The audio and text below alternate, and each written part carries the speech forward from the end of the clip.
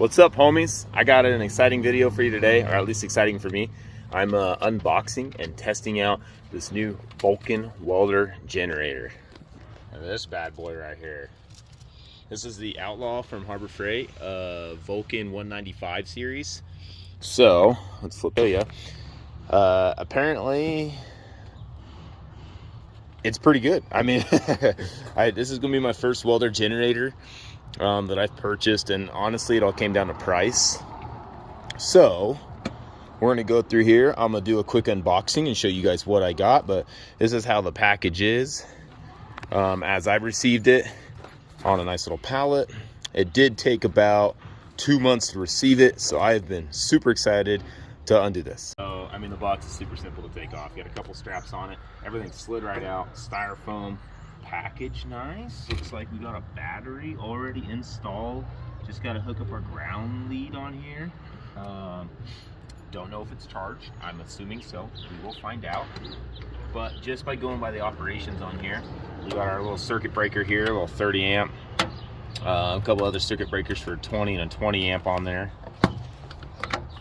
We have, looks like 4 120 volts outlets on there, and then of course we have the 240 on here, which I'm going to try to hook up a 220 welder that's wire feed and run it off this and see how well it works. I know it's got the stick leads right here, and so we're unboxing this thing, and I'm just going through all the accessories and stuff that it comes through. There's 4 little, looks like 10mm size bolts that are down the bottom. Unscrew this from the pallet, so I just went ahead and did that. Next, we're tearing apart this other little box right here, and which is kind of nice because it gives you your clamp. It doesn't really look all that long. I don't know if it says. My guess is it's probably like a 10-footer. So looks pretty decent though. The clamp on this actually feels decent too. It's hard to squeeze, but I only say that because most of the Harbor Freight clamps that you get with like the welders and whatnot, they're pretty shoddy. So a lot of times I end up upgrading those first thing. All right, what else we have in here? Look at all those goodies. The box is gonna fall off. Slide it over. Now you might be wondering why I'm unboxing it in the back of this pickup bed. It's because this fucker is heavy. She's got a lot of weight behind it. So what I figured is I'll try to assemble what I can here, and then maybe I'll grab my cherry picker, lift this thing off, and set it down in there. I don't know the weight on here, but my guess is it's probably about 150 pounds-ish. It probably says somewhere on here. All right, so going through more accessories, we have, of course, our wheels. These are thick, heavy, and durable. Pretty decent quality, I must say. Looks like you got a little axle right there. Here's your other lead. Not too shabby. Oh, it definitely looks a lot longer than that one. Looks like we got some handlebars here. And then a cover. That's fucking pretty cool. I didn't expect it to come with a cover. Looks like it has its own little rainproof cover you can throw on it, which is nice because this orange is probably going to get pretty faded. Let's see, anything else in here? That's about it. So, I think I'm going to assemble... Well, Schwab guys over there are being loud. I'm sorry, obnoxious. But I think I'm going to assemble the wheels on here, the handlebars and everything, get it placed on here, and then take it out of the ground and go from there. All right, so I got the welder generator all figured out. We've got just about everything assembled, and I'm going to show you the little bit of assembly there is. This thing's pretty dang simple. So step 1 is basically you have a ground wire here. It shows in the instructions you can hook it down under here, but I actually hooked it down back over here just because there's extra wire, and that bolt looked like it had less paint on it, and so I hooked it down back to those bolts right there. But these arms come down. There's a bolt there, bolt there, bolt there for the arms. The wheels are pretty simple. There's 2 bolts here, 2 bolts over there. The wheels slide on there, and they got a little cotter pin that keeps them on. That's pretty simple. What else is there? Got the arms, got the wheels. That's about it. It does come with these nice leads, and I've already tested this out. So, you see a little dirty already? Yeah, we've been playing around with it. So I bought some 6011 rod, and I'm just kind of seeing how this thing works. And I'm gonna show you guys So I'm messing around with this little trailer project. I build little rails to put a bed on this thing. And I literally just went through and just did a quick little burn to see how well it works. Barely got penetration there. But yeah, I'm playing around with the amperage. I think I started out, okay, that truck's pretty loud. I think I started out on like, I don't remember what it was, like 50 amps, and was just seeing how that works from there. But, and then I bumped it up to like 80, and I think I'm gonna go a little bit higher this next time I start burning through it. But yeah, I'm gonna show you guys the operation of this thing. I ain't gonna lie, it's pretty loud. I mean, this unit itself is, yeah, it's pretty noisy.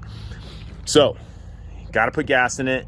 Oh, I almost forgot. I did put the high elevation jets in it, which, if you come back to this back side here, there's an air filter. Also got the pull start. Air filter, choke mechanism, and then you have your carb down here. Now that carb did not have the right jet in it for my elevation. Now we were around 4,200 feet, and so it came with its own jets. And normally I really wouldn't care, and I'd just say screw it, I'd run it. But I was like, you know what? It couldn't be that hard to swap it out. So I did put the new jets into the carb. It's got a very good diagram on how to do that inside the book, the instruction manual. So I think the jet we put in is from 3,000 to 6,000, and they have like a 6,000 to 8,000 jet in there. So sorry about the cough, kind of annoying. But yeah, so we got this set up in there. Now I'm gonna turn this thing on, and I don't know how, if you guys can really tell, but it's pretty loud. So this is nice. It's got a pull start, but also electric start. So we have our little button right here, just push and hold. Now it hasn't been running for a little while, so it's probably a little cold. So we're gonna come back here. Let's flip our choke on.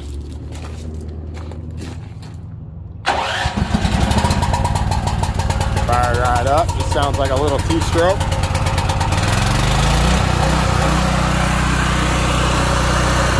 And it's running. Now, this is what's cool about this. Normally, once it warms up, it'll stay at one idle, a real low idle like this. So I'm not really using it, right? I'm just kind of doing this tinkering stuff. That's kind of cool. Now, it's not going to kick on until I flip that circuit breaker. Now, I'm not sure if that circuit breaker's off, if these will actually work, which I actually have a chop saw plugged in over there, so I'm tempted to use that. But then when you kick your welder on, we'll turn this on first.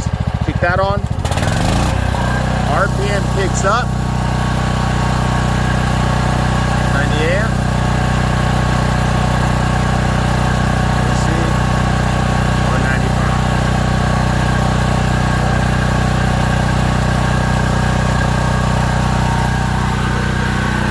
Now I'm backing away from it because honestly it's pretty loud. Now I think it's going to turn itself down a little bit where it seems like it's barely idling. I don't know if it's idling that low, if it'll actually run a chop saw or not. That's a good question. So I'm going to go ahead and try to see if it'll do that. All right, we figured it out. Basically the buttons down here that you have to press like test and whatnot, we just actually had to push them. So I thought I pushed deep, but see how it's got a green light here? Green light's good, green light's good. If it's a red light, it means it's not good. So chop saw did kick on, and when I kick this on, it'll actually bump up.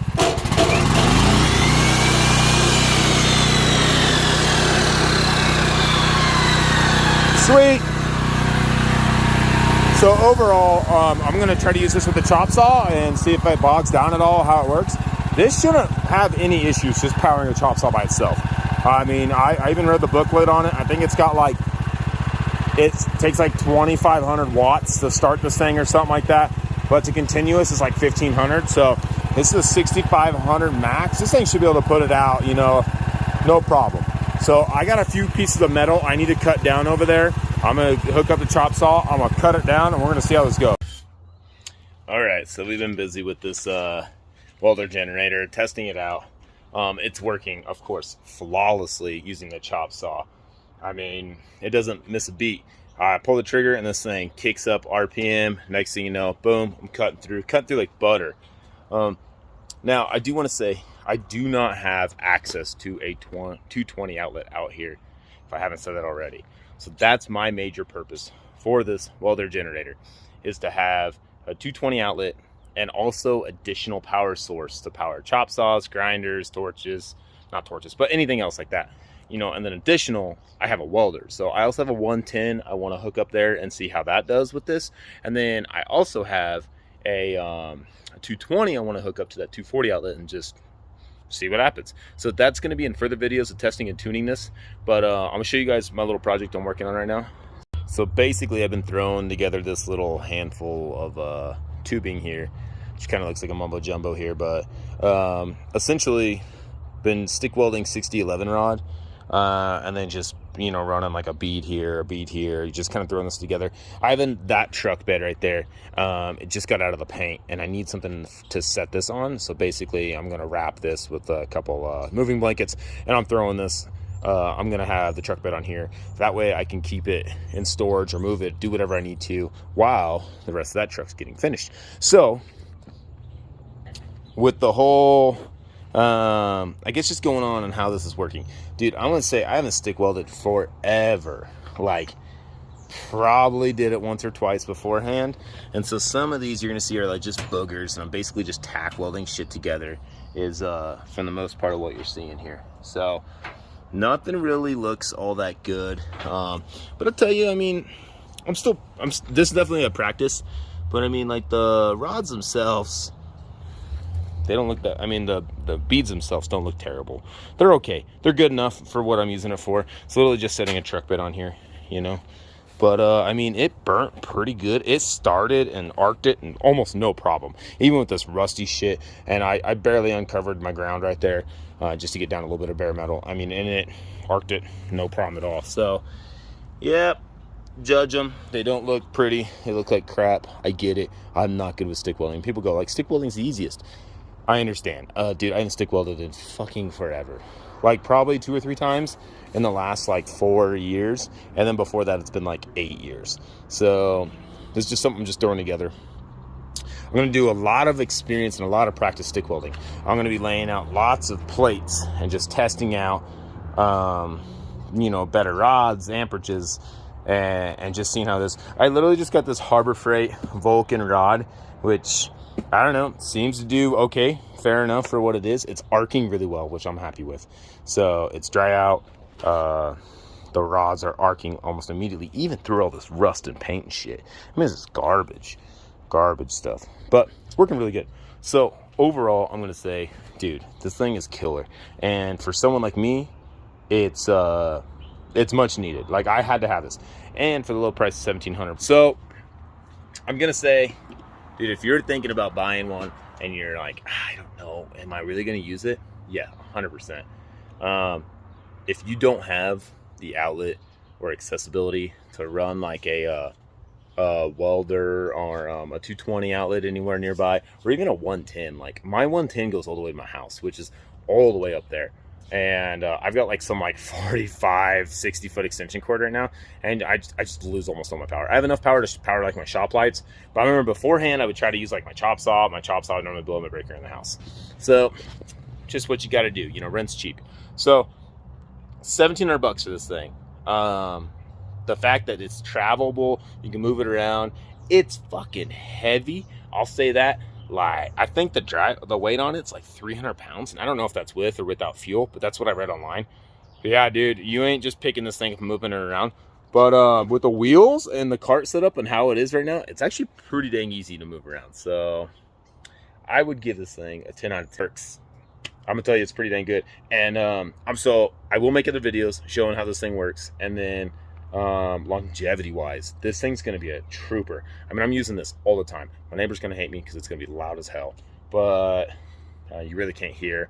But I mean, if you scoot it back and you got a good extension cord, man, you could really get projects done. And it's like something simple as like this project that I'm working on right here. You know, I needed a welder to throw this shit together for a truck bed to sit it on here and just literally move it down the road. That's it. That's all I'm doing. And it worked flawlessly. Perfect. Exactly. I'm not doing no SEMA truck builds with this thing. You probably could. Good luck though.